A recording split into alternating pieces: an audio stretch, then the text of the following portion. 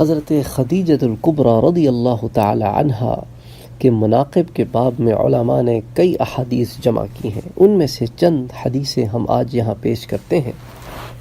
حضرت علی رضی اللہ تعالی عنہ روایت کرتے ہیں. تو بیسکلی حضرت علی رضی اللہ تعالی عنہ جو ایک روایت دے رہے ہیں، تو آپ تو بچپن سے لے کر جوان ہونے تک حضور صلی اللہ علیہ وآلہ وسلم کے گھر میں ہی پرورش پاتے رہے. پھر آپ حضور صلی اللہ علیہ وآلہ وسلم کے داماد بھی رہے. تو جب آپ نے سارا پرورش کا زمانہ اپنا گزارا تو بی بی خدیجہ الکبریٰ کی شفقت کے سائے تلے ہی گزارا. تو حضرت علی سے روایت ہے کہ میں نے اللہ کے رسول صلی اللہ علیہ وآلہ وسلم کو یہ فرماتے ہوئے سنا کہ اپنے زمانے میں سب عورتوں سے افضل مریم بنت عمران تھی، یعنی جو ان کا زمانہ تھا، اور اس امت کی افضل ترین عورت خدیجہ بنت خویلد ہیں رضی اللہ تعالی عنہا. اور یہ حدیث متفق علیہ ہے، یعنی اس کو امام بخاری اور امام مسلم دونوں روایت کرتے ہیں. ایک روایت میں ہے ابو قریب نے کہا کہ وکیع نے آسمان اور زمین کی طرف اشارہ کیا، یعنی آسمانوں اور زمین میں. اچھا، حضرت ابو ہریرہ سے روایت ہے کہ حضرت جبرائیل علیہ السلام اللہ کے رسول صلی اللہ علیہ وآلہ وسلم کے پاس آئے.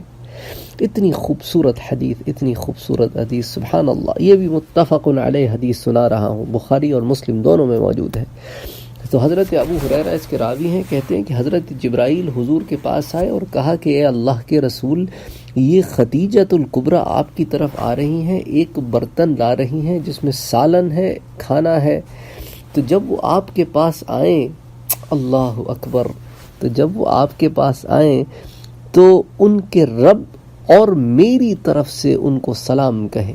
سبحان اللہ، یعنی اللہ عرش سے بی بی خدیجہ کو سلام بھیج رہے ہیں.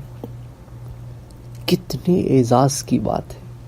ایک لمحے کو سوچے کہ اللہ کا ایک بندہ ہے جس کو اللہ عرش سے سلام بھیج رہا ہے، اور پھر جبرائیل امین سلام کہہ رہے ہیں.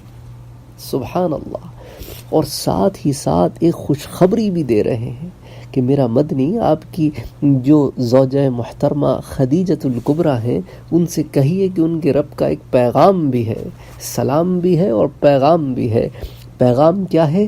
جنت میں ایک ایسے گھر کی خوشخبری دیں جو کھوکھلے موتی سے ہے، یعنی ایک اتنا بڑا موتی ہے کہ جس کو اندر سے ہولو کر کے تراش کر کے گھر بنایا گیا ہے، موتی کا، ایک موتی کا. اللہ اکبر.